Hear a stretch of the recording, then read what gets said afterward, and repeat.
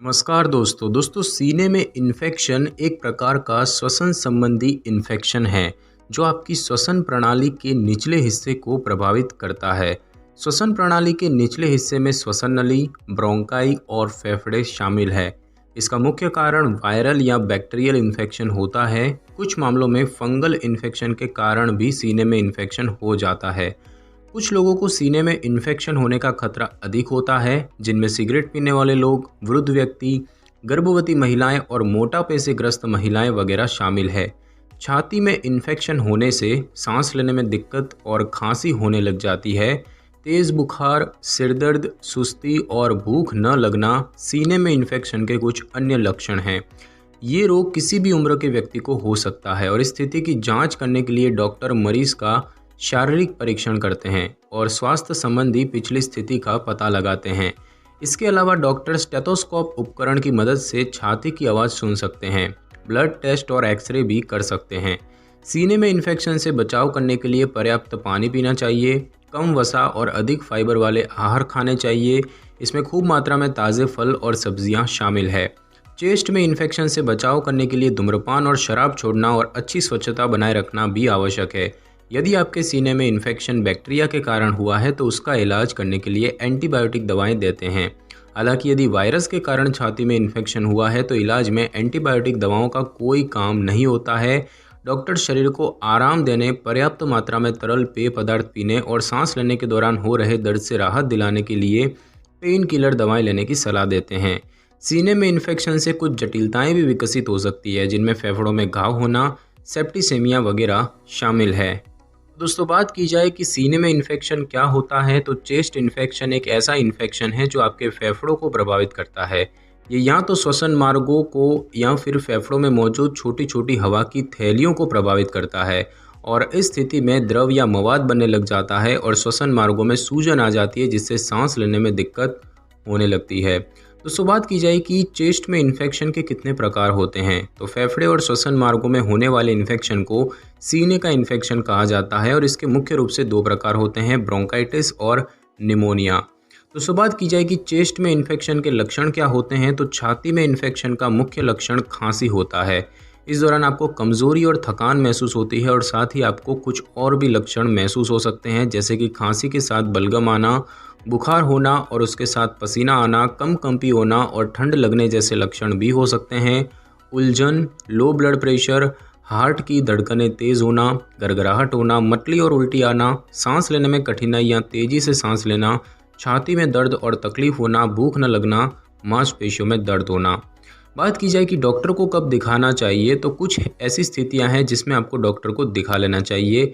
यदि आपके शरीर का तापमान काफ़ी बढ़ गया है तो ये एक गंभीर इन्फेक्शन का संकेत हो सकता है।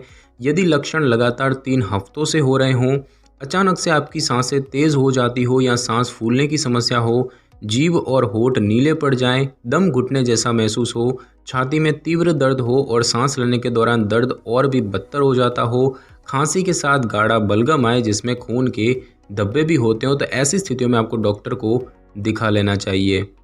और अब हम दोस्तों जानेंगे कि सीने में इन्फेक्शन क्यों होता है, इसके क्या कारण हो सकते हैं। तो इसके कुछ कारण हो सकते हैं, मुख्य कारण जैसे कि वायरस, जिसमें फ्लू वायरस शामिल है, बैक्टीरिया जिसमें न्यूमोकोकल और माइकोप्लाज्मा शामिल है, टीबी भी सीने में इन्फेक्शन का एक कारण हो सकता है, हालांकि इसके मामले काफ़ी दुर्लभ है। ब्रोंकाइटिस के ज़्यादातर मामले वायरस के कारण होते हैं, जबकि निमोनिया के ज़्यादातर मामले बैक्टीरिया के कारण होते हैं। ये इन्फेक्शन आमतौर पर तब फैलते हैं जब इनसे ग्रस्त कोई व्यक्ति खांसता है या छींकता है। खांसने या छींकने के दौरान मुंह से द्रव की बहुत ही सूक्ष्म बूंदें निकलती है, जिनमें वायरस या बैक्टीरिया होते हैं। द्रव की सूक्ष्म बूंदों के माध्यम से ये रोगाणु हवा में मिल जाते हैं और सांस के माध्यम से स्वस्थ व्यक्ति के शरीर में चले जाते हैं। और बात की जाए कि सीने में इन्फेक्शन का खतरा कब बढ़ता है, तो कुछ विशेष परिस्थितियों से जुड़े लोगों में छाती का इन्फेक्शन होने का खतरा काफ़ी बढ़ जाता है, जैसे कि गर्भवती महिलाएं, धूम्रपान करने वाले लोग, वृद्ध व्यक्ति, जिन लोगों की प्रतिरक्षा प्रणाली कमज़ोर है। ऐसा आमतौर पर हाल ही में हुई कोई बीमारी, शरीर के किसी अंग का प्रत्यारोपण करवाने, कीमोथेरेपी या फिर HIV एड्स जैसे रोग के कारण हो सकता है। साथ ही साथ शिशु और छोटे बच्चे, शारीरिक विकास संबंधी समस्याओं से ग्रस्त बच्चे, ऐसे लोग जिनके शरीर का वजन सामान्य से अधिक हो गया है, या फिर किसी दीर्घकालिक रोग से ग्रस्त लोग जैसे कि अस्थमा, हार्ट रोग, डायबिटीज़, किडनी रोग, सिस्टिक फाइब्रोसिस या फिर सीओपीडी यानी कि क्रॉनिक ऑब्स्ट्रक्टिव पल्मोनरी डिजीज़। दोस्तों बात की जाए कि सीने में इन्फेक्शन से बचाव कैसे किया जाता है, तो कुछ उपाय हैं जिनकी मदद से सीने में इन्फेक्शन विकसित होने से और अन्य लोगों में इसके फैलने से बचाव किया जा सकता है। जैसे कि धूम्रपान ना करें। यदि आप सिगरेट पीते हैं तो उसे छोड़ दें। ऐसा करने से सीने में इन्फेक्शन होने से बचाव करने में काफ़ी मदद मिल सकती है। धूम्रपान आपके फेफड़ों को क्षतिग्रस्त कर देता है और इन्फेक्शन से बचाव करने वाली प्रतिरक्षा प्रणाली को कमज़ोर बना देता है। साथ ही साथ शराब ना पिएं। चेस्ट में इन्फेक्शन होने से बचाव करने के लिए शराब छोड़ना बहुत ज़रूरी है, क्योंकि शराब पीने से हेल्थ संबंधी कई समस्याएं विकसित होने का खतरा बढ़ जाता है, जिससे सीने में इन्फेक्शन भी शामिल है। साथ ही साथ स्वस्थ भोजन खाएं। अच्छा और स्वस्थ खाना प्रतिरक्षा प्रणाली को मजबूत बनाता है, जिससे छाती में इन्फेक्शन होने की संभावनाएं कम हो जाती है। मुंह को ढककर रखें। वैसे सीने में इन्फेक्शन फ्लू जैसे इन्फेक्शन की तरह खांसने और छींकने से नहीं फैलता है, लेकिन फिर भी खांसने और छींकने के दौरान अपने मुंह को कपड़े या टिश्यू पेपर से ढकना और नियमित रूप से हाथ धोते रहना, उससे चेस्ट इन्फेक्शन होने की संभावनाएं काफ़ी कम हो जाती है। इस्तेमाल किए गए टिश्यू पेपर को तुरंत कचरे में फेंक देना चाहिए और साथ ही साथ टीकाकरण करवाएं। यदि आपके सीने में इन्फेक्शन का खतरा बढ़ गया है तो डॉक्टर आपको फ्लू और न्यूमोकोकल इन्फेक्शन से बचाव करने वाले टीके लगवाने की सलाह दे सकते हैं। ये टीकाकरण करवाने से भविष्य में भी सीने में इन्फेक्शन होने का खतरा कम हो जाता है। फ्लू और न्यूमोकोकल टीके लगवाने की सलाह आमतौर पर कुछ स्थितियों में दी जाती है, जैसे कि शिशु और छोटे बच्चे, गर्भवती महिलाएं, 65 साल और उससे अधिक उम्र वाले लोग, लंबे समय से किसी बीमारी से ग्रस्त लोग या फिर कमज़ोर प्रतिरक्षा प्रणाली वाले लोग।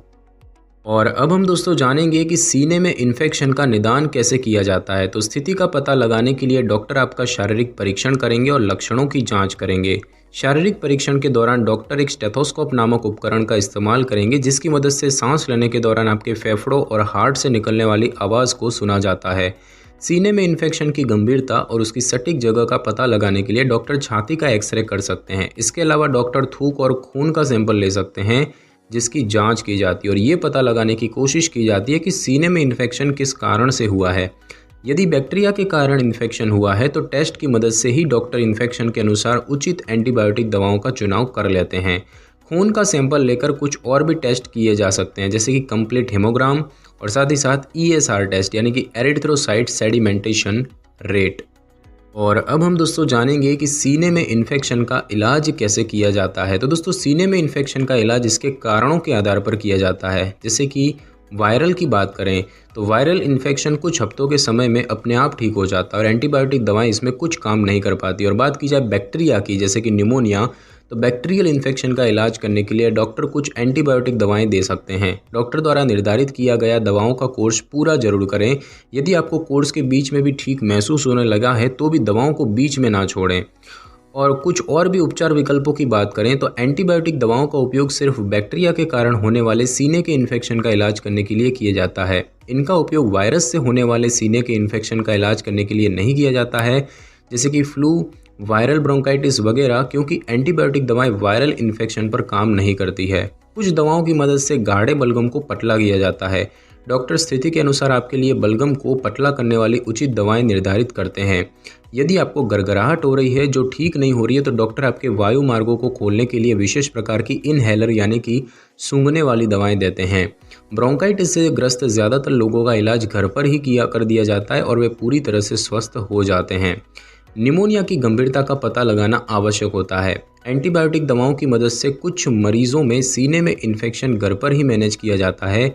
इलाज करवाने के 48 घंटों के भीतर डॉक्टर से एक बार फिर जांच करवा लेनी चाहिए। खासकर यदि आपके लक्षणों में सुधार नहीं हो रहा है तो डॉक्टर के पास चले जाना चाहिए। इलाज के 6 हफ्तों बाद एक बार फिर डॉक्टर से जांच करवा लेनी चाहिए ताकि सुनिश्चित किया जा सके कि आपका इन्फेक्शन पूरी तरह ठीक हो चुका है। इस दौरान एक्सरे टेस्ट भी किया जा सकता है। जिन लोगों को गंभीर रूप से सीने में इन्फेक्शन होता है उनका रोग जीवन के लिए हानिकारक बन सकता है। ऐसी स्थिति में उनको ICU में रखना पड़ता है। कुछ मरीजों के अन्य इलाज करने के लिए उन्हें अस्पताल में भर्ती करना पड़ता है, खासकर छोटे बच्चों और वृद्ध व्यक्तियों को, क्योंकि इनमें गंभीर जटिलताएं विकसित होने के जोखिम अधिक होते हैं। उसके बाद दोस्तों बात की जाए घरेलू देखभाल की, तो सीने में इन्फेक्शन आमतौर पर हमेशा 1 हफ्ते के भीतर अपने आप ठीक हो जाता है। कुछ टिप्स हैं जिनकी मदद से आपके लक्षणों को कम करने में मदद मिल सकती है, जैसे कि खूब मात्रा में तरल पदार्थ पिएं। यदि आपको अस्थमा है या फिर लंबे समय से फेफड़ों संबंधी कोई समस्या है तो इन्हेलर का उपयोग करें। जितना हो सके शरीर को आराम दें, भाप लें या ह्यूमिडिफायर का उपयोग करें। बंद बाथरूम में गर्म पानी से नहाने के दौरान भी आप भाप ले सकते हैं। धूम्रपान ना करें, धूम्रपान कर रहे लोगों के संपर्क में ना रहें और वायु प्रदूषण से भी बचें। यदि आपको बुखार हो गया है तो एस्पिरिन या पैरासीटामोल दवाएं लें, बच्चों को एस्पिरिन दवाएं ना दें। तो बात की जाएगी छाती में इन्फेक्शन से क्या क्या जटिलताएं या नुकसान होते हैं। तो सीने में इन्फेक्शन के ज़्यादातर मामले लगभग 1 हफ्ते के समय में अपने आप ठीक हो जाते हैं। बैक्टीरिया के कारण होने वाले चेस्ट इन्फेक्शन का इलाज करने के लिए एंटीबायोटिक दवाओं का कोर्स चलाया जाता है। निमोनिया जैसे चेस्ट इन्फेक्शन से होने वाली कुछ संभावित जटिलताओं की बात करें तो उसमें है खून में बैक्टीरिया होना यानी कि सेप्सिस होना, फेफड़ों में पानी बढ़ जाना या फेफड़ों में घाव बन जाना। यदि सीने में इन्फेक्शन गंभीर या जटिल हो गया है तो उसका इलाज करने के लिए मरीज को अस्पताल में भर्ती होना पड़ सकता है।